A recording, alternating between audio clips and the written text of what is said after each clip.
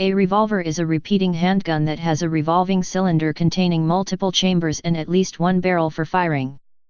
Revolvers might be regarded as a type of pistol, or as a subset of handguns, distinct from pistols, which in this case are defined as handguns with a single chamber. The revolver allows the user to fire multiple rounds without reloading after every shot, unlike older single-shot firearms. After a round is fired, the hammer is either cocked by the shooter manually or by rearward movement of the trigger to turn the next chamber in line with the barrel. Revolvers still remain popular as backup and off-duty handguns among American law enforcement officers and security guards, and are still common in the American private sector as defensive and sporting/hunting firearms. Famous and iconic revolvers models include the Webley, the Colt Single Action Army, the Colt Official Police, Smith & Wesson Model 10, the Smith & Wesson Model 29 of Dirty Harry fame, and the Nagant M1895. Though revolvers are usually referred to as and often are handguns, other firearms may also have a revolver action. These include some models of grenade launchers, shotguns, rifles, and cannons. These are different from other firearms with revolving chambers, such as Gatling-style rotary cannons, in that revolvers typically require the hammer to be recocked with each shot and require manual reloading, while guns like the minigun are motor-driven and have a barrel for each chamber. History. In the development of firearms, an important limiting factor was the time it took to reload the weapon after it was fired. While the user was reloading, the weapon was useless, and an adversary might be able to take advantage of the situation and kill or wound the user. Several approaches to the problem of increasing the rate of fire were developed, the earliest being multi-barreled weapons which allowed 2 or more shots without reloading, referred to as pepper boxes. Later weapons featured multiple barrels revolving along a single axis. The earliest examples of what today is called a revolver were made in Germany in the late 16th century. These weapons featured a single barrel with a revolving cylinder holding the powder and ball. They would soon be made by many European gunmakers, in numerous designs and configurations.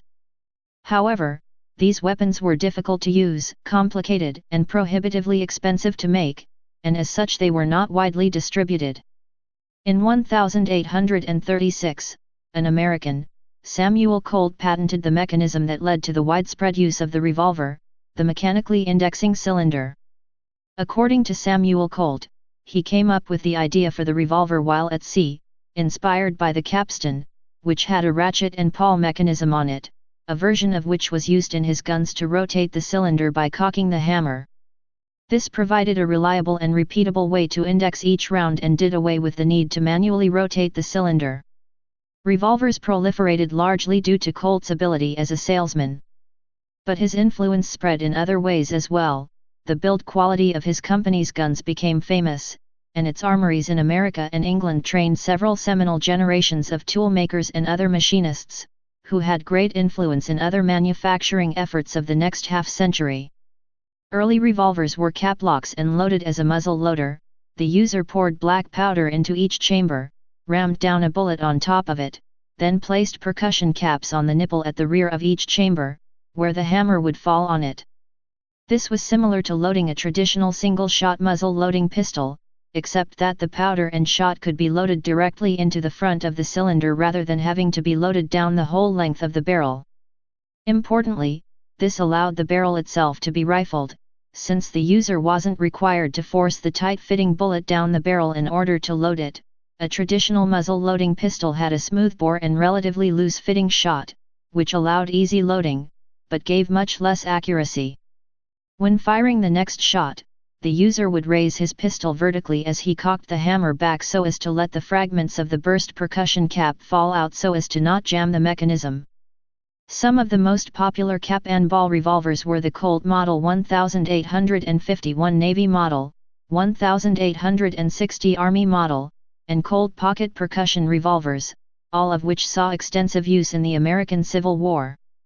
Although American revolvers were the most common, European arms makers were making numerous revolvers by that time as well, many of which found their way into the hands of the American forces, including the single-action Le Fauchier and Le Mat revolver and the Beaumont Adams and Tranter revolvers, which were early double-action weapons, in spite of being muzzle loaders. In 1854, Eugene Lefaucheur introduced the Lefaucheur Model 1854, the first revolver to use self-contained metallic cartridges rather than loose powder, pistol ball, and percussion caps. It is a single-action, pinfire revolver holding 6 rounds. On November 17, 1856, Daniel B. Wesson and Horace Smith signed an agreement for the exclusive use of the Rollin White patent at a rate of 25 cents for every revolver. Smith and Wesson began production late in 1857 and enjoyed years of exclusive production of rear-loading cartridge revolvers in America, due to their association with Rollin White, who held the patent and vigorously defended it against any perceived infringement by other manufacturers, much as Colt had done with his original patent on the revolver. Although White held the patent, other manufacturers were able to sell firearms using the design, provided they were willing to pay royalties. After White's patent expired in April 1869, a third extension was refused. Other gun makers were then allowed to produce their own weapons using the rear-loading method, without having to pay a royalty on each gun sold.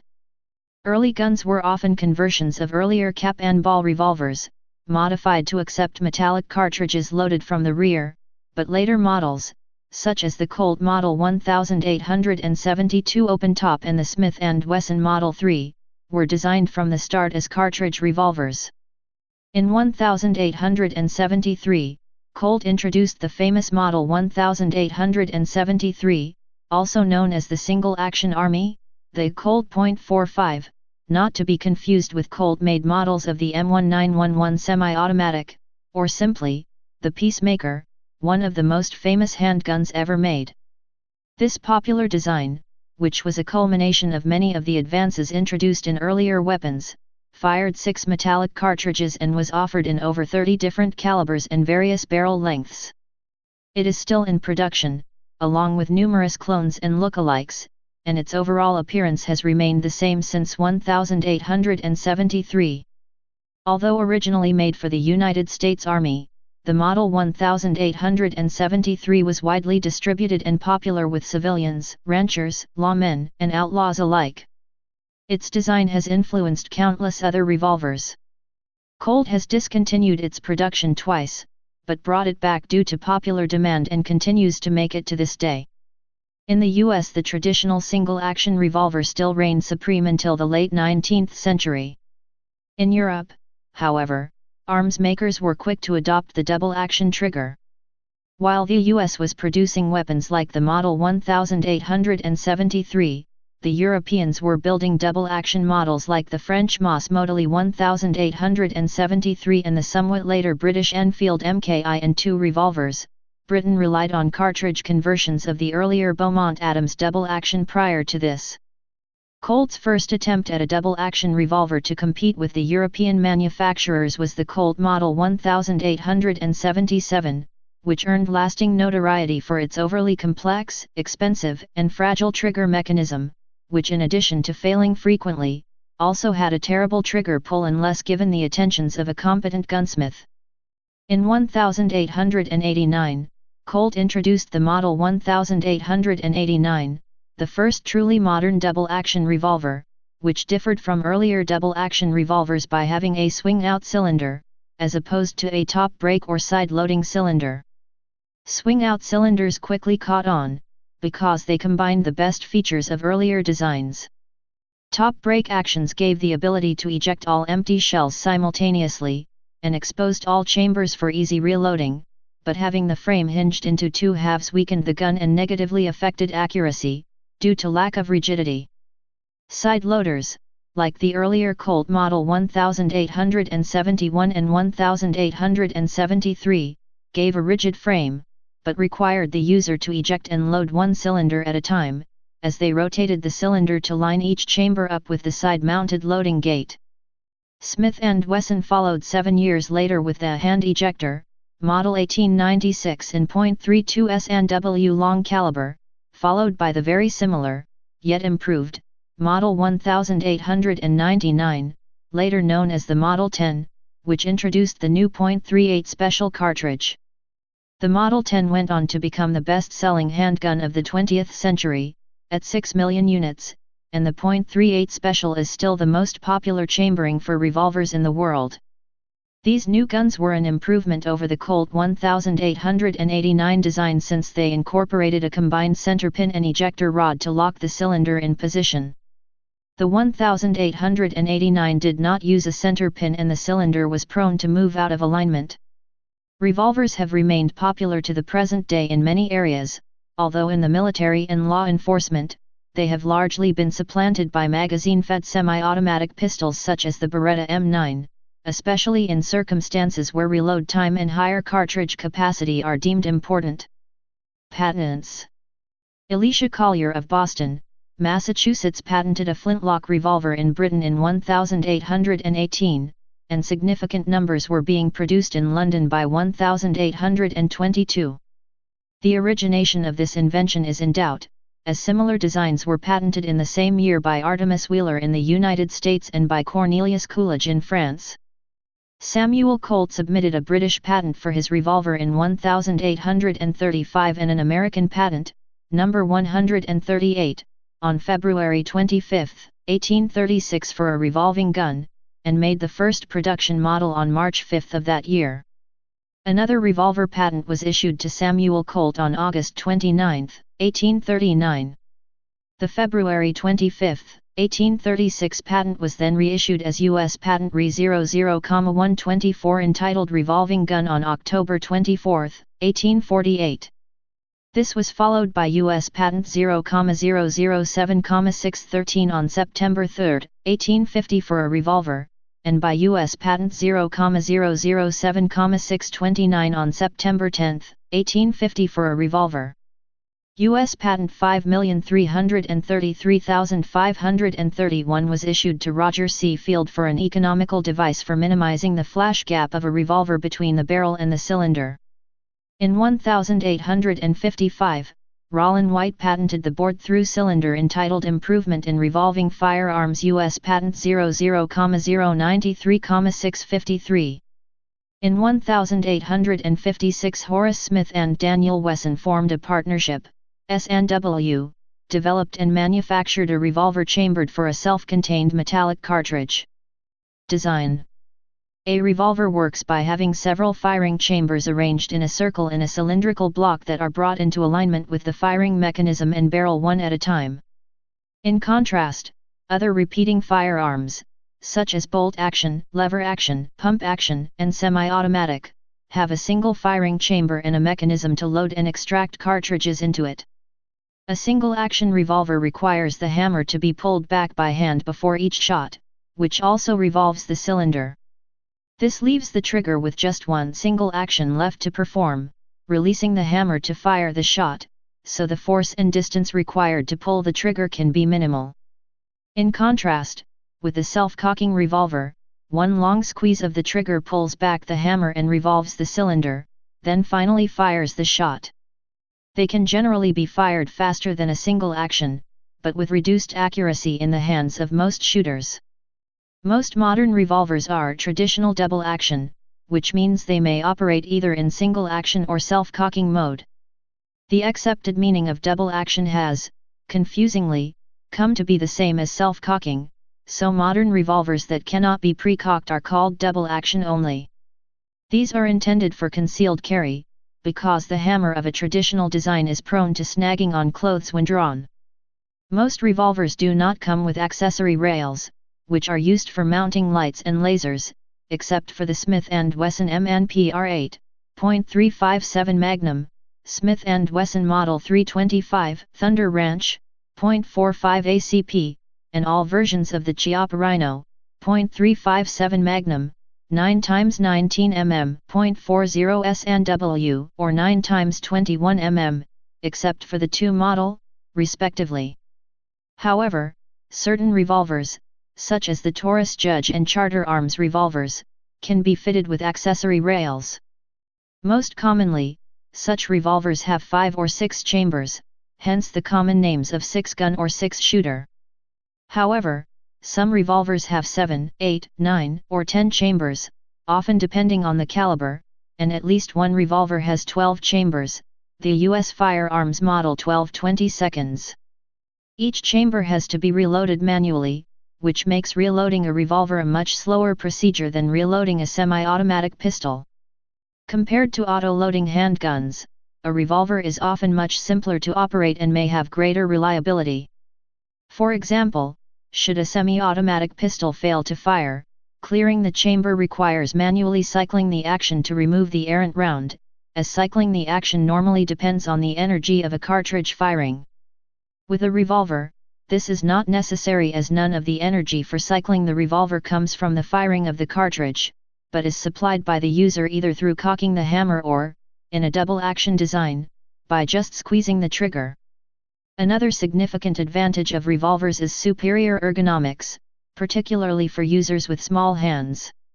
A revolver's grip does not hold a magazine, and it can be designed or customized much more than the grip of a typical semi-automatic. Partially because of these reasons, revolvers still hold significant market share as concealed carry and home defense weapons. A revolver can be kept loaded and ready to fire without fatiguing any springs and is not very dependent on lubrication for proper firing. Additionally, in the case of double-action only revolvers there is no risk of accidental discharge from dropping alone, as the hammer is cocked by the trigger pull. However, the revolver's clockwork-like internal parts are relatively delicate and can become misaligned after a severe impact, and its revolving cylinder can become jammed by excessive dirt or debris. Over the long period of development of the revolver, many calibers have been used. Some of these have proved more durable during periods of standardization and some have entered general public awareness. Among these are the .22 rimfire, a caliber popular for target shooting and teaching novice shooters, .38 Special and .357 Magnum, known for police use, the .44 Magnum, famous from Clint Eastwood's Dirty Harry films, and the .45 Colt, used in the Colt revolver of the Wild West. Introduced in 2003, the Smith & Wesson Model 500 is one of the most powerful revolvers, utilizing the .500 S&W Magnum cartridge. Because the rounds in a revolver are head-spaced on the rim, some revolvers are capable of chambering more than one type of ammunition. The .44 Magnum round will chamber the shorter .44 Special and shorter .44 Colt, likewise the .357 Magnum will safely chamber .38 Special and .38 Short Colt. In 1996 a revolver known as the Medusa M47 was made that could chamber 25 different cartridges with bullet diameters between .355 and .357. Revolver technology lives on in other weapons used by the military. Some autocannons and grenade launchers use mechanisms similar to revolvers, and some riot shotguns use spring-loaded cylinders holding up to 12 rounds. In addition to serving as backup guns, revolvers still fill the specialized niche role as a shield gun. Law enforcement personnel using a bulletproof gun shield sometimes opt for a revolver instead of a self-loading pistol, because the slide of a pistol may strike the front of the shield when fired. Revolvers do not suffer from this disadvantage. A second revolver may be secured behind the shield to provide a quick means of continuity of fire. Many police also still use revolvers as their duty weapon due to their relative mechanical simplicity and user-friendliness. With the advancement of technology and design in 2010, major revolver manufacturers are coming out with polymer frame revolvers like the Ruger LCR, Smith & Wesson Bodyguard 38, and Taurus Protector Polymer. The new innovative design incorporates advanced polymer technology that lowers weight significantly, helps absorbs recoil, and strong enough to handle .P and .357 Magnum loads. The polymer is only used on the lower frame and joined to a metal alloy upper frame, barrel, and cylinder. Polymer technology is considered one of the major advancements in revolver history because the frame has always been metal alloy and mostly one-piece frame design. Another recent development in revolver technology is the Rhino, a revolver introduced by Italian manufacturer Chiappa in 2009 and first sold in the US in 2010. The Rhino, built with the US concealed carry market in mind, is designed so that the bullet fires from the bottom chamber of the cylinder instead of the top chamber as in standard revolvers. This is intended to reduce muzzle flip, allowing for faster and more accurate repeat shots. In addition, the cylinder cross-section is hexagonal instead of circular, further reducing the weapon's profile. Loading and unloading. Front loading. The first revolvers were front loading, also referred to as muzzle loading, and were a bit like muskets in that the powder and bullet were loaded separately. These were caplocks or cap and ball revolvers, because the caplock method of priming was the first to be compact enough to make a practical revolver feasible. When loading, each chamber in the cylinder was rotated out of line with the barrel, and charged from the front with loose powder and an oversized bullet. Next, the chamber was aligned with the ramming lever underneath the barrel. Pulling the lever would drive a rammer into the chamber, pushing the ball securely in place. Finally, the user would place percussion caps on the nipples on the rear face of the cylinder. After each shot, a user was advised to raise his revolver vertically while cocking back the hammer so as to allow the fragments of the spent percussion cap to fall out safely. Otherwise, the fragments could fall into the revolver's mechanism and jam it. Caplock revolvers were vulnerable to chain fires, wherein hot gas from a shot ignited the powder in the other chambers. This could be prevented by sealing the chambers with cotton, wax, or grease. Loading a cylinder in this manner was a slow and awkward process and generally could not be done in the midst of battle. Some soldiers solved this by carrying multiple revolvers in the field. Another solution was to use a revolver with a detachable cylinder design. These revolvers allowed the shooter to quickly remove a cylinder and replace it with a full one. Fixed cylinder designs. In many of the first generation of cartridge revolvers, especially those that were converted after manufacture, the base pin on which the cylinder revolved was removed, and the cylinder taken from the revolver for loading. Most revolvers using this method of loading are single-action revolvers, although Iver Johnson produced double-action models with removable cylinders.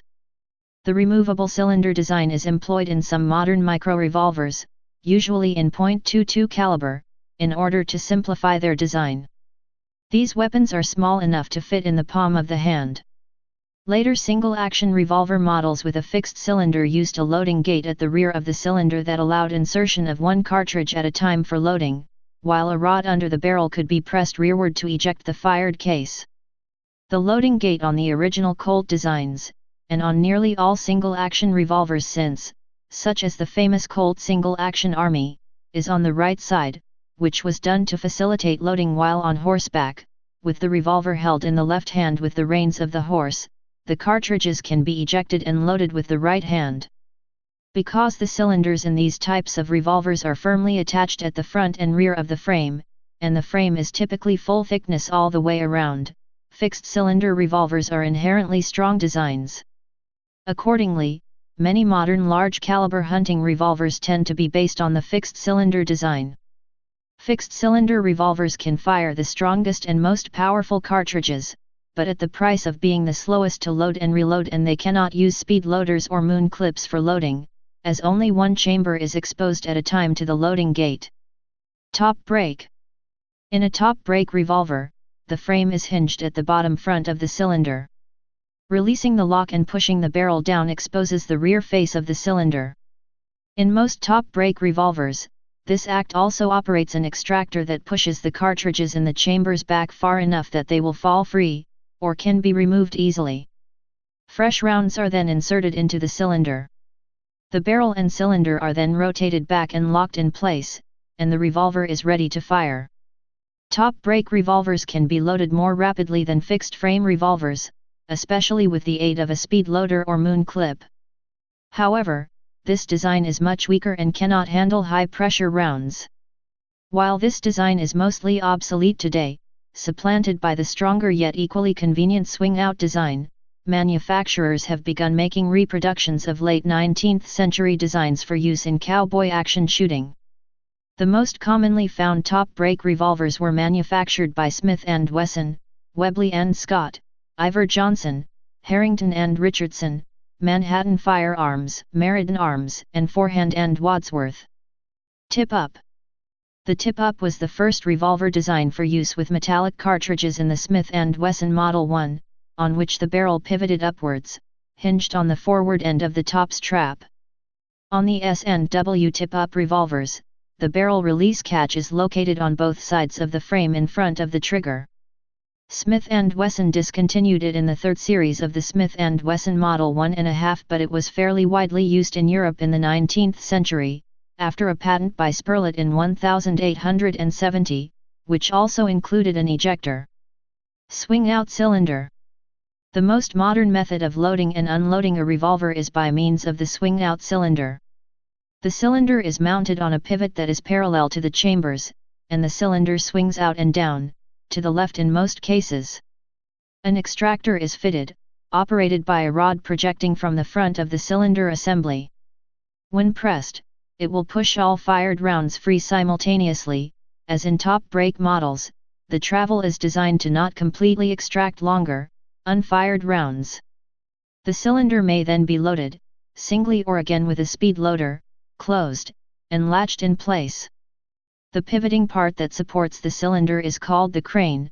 It is the weak point of swing-out cylinder designs. Using the method often portrayed in movies and television of flipping the cylinder open and closed with a flick of the wrist can in fact cause the crane to bend over time, throwing the cylinder out of alignment with the barrel.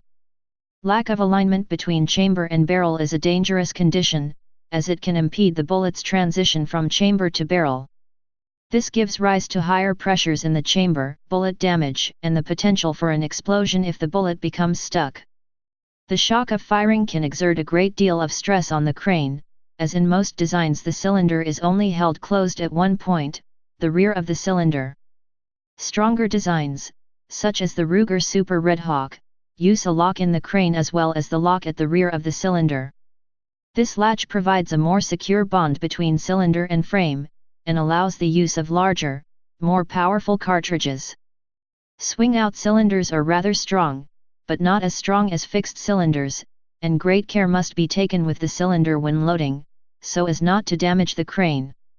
Other designs. One unique design was designed by Merwin Hulbert in which the barrel and cylinder assembly were rotated 90 degrees and pulled forward to eject shells from the cylinder. Action. Single action. In a single-action revolver, the hammer is manually cocked, usually with the thumb of the firing or supporting hand. This action advances the cylinder to the next round and locks the cylinder in place with the chamber aligned with the barrel. The trigger, when pulled, releases the hammer, which fires the round in the chamber. To fire again, the hammer must be manually cocked again. This is called single action because the trigger only performs a single action, of releasing the hammer. Because only a single action is performed and trigger pull is lightened, firing a revolver in this way allows most shooters to achieve greater accuracy. Additionally, the need to cock the hammer manually acts as a safety. The Colt Patterson revolver, the Walker Colt, the Colt's Dragoon and the Colt single-action army pistol of the American frontier era are all good examples of this system. Double action. In double action, the stroke of the trigger pull generates two actions. The hammer is pulled back to the cocked position which also indexes the cylinder to the next round. The hammer is released to strike the firing pin. Thus, means that a cocking action separate from the trigger pull is unnecessary. Every trigger pull will result in a complete cycle. This allows uncocked carry, while also allowing draw and fire using only the trigger. A longer and harder trigger stroke is the trade-off. However, this drawback can also be viewed as a safety feature, as the gun is safer against accidental discharges from being dropped. Most double-action revolvers may be fired in two ways. The first way is single action, that is, exactly the same as a single-action revolver. The hammer is cocked with the thumb, which indexes the cylinder, and when the trigger is pulled, the hammer is tripped. The second way is double action, or from a hammer-down position. In this case, the trigger first cocks the hammer and revolves the cylinder, then trips the hammer at the rear of the trigger stroke, firing the round in the chamber. Certain revolvers, called double action only, DAO, or, more correctly but less commonly, self-cocking, lack the latch that enables the hammer to be locked to the rear, and thus can only be fired in the double action mode. With no way to lock the hammer back, DAO designs tend to have bobbed or spurless hammers, and may even have the hammer completely covered by the revolver's frame, i.e., shrouded or hooded. These are generally intended for concealed carrying, where a hammer spur could snag when the revolver is drawn. The potential reduction in accuracy in aimed fire is offset by the increased capability for concealment. De and Deo revolvers were the standard issue sidearm of countless police departments for many decades. Only in the 1990s did the semi-automatic pistol begin to make serious inroads after the advent of safe actions. The reasons for these choices are the modes of carry and use. Double action is good for high-stress situations because it allows a mode of carry in which draw and pull the trigger is the only requirement. No safety catch release nor separate cocking stroke is required. Other. In the cap and ball days of the mid-19th century, two revolver models, the English Tranter and the American Savage Figure 8, used a method whereby the hammer was cocked by the shooter's middle finger pulling on a second trigger below the main trigger. Ivor Johnson made an unusual model from 1940 to 1947, called the trigger cocking double action. If the hammer was down, pulling the trigger would cock the hammer. If the trigger was pulled with the hammer cocked, it would then fire. This meant that to fire the revolver from a hammer down state, the trigger must be pulled twice. 3D printed revolver. The Zigzag revolver is a 3D printed .38 revolver made public in May 2014. It was created using an $500 plastic 3D printer used. The name of the printer was not revealed by the creator. It was created by a Japanese citizen from Kawasaki named Yoshitomo Imura. He was arrested in May 2014 after he had posted a video online of himself firing a 3D printed Zigzag revolver. It is the first 3D printed Japanese gun in the world which can discharge live cartridges. Use with suppressors. As a general rule, revolvers cannot be effective with a sound suppressor, silencer, as there is usually a small gap between the revolving cylinder and the barrel which a bullet must traverse or jump when fired. From this opening, a rather loud report is produced. A suppressor can only suppress noise coming from the muzzle. A suppressible revolver design does exist in the Nagant M1895, a Belgian-designed revolver used by Imperial Russia and later the Soviet Union from 1895 through World War II.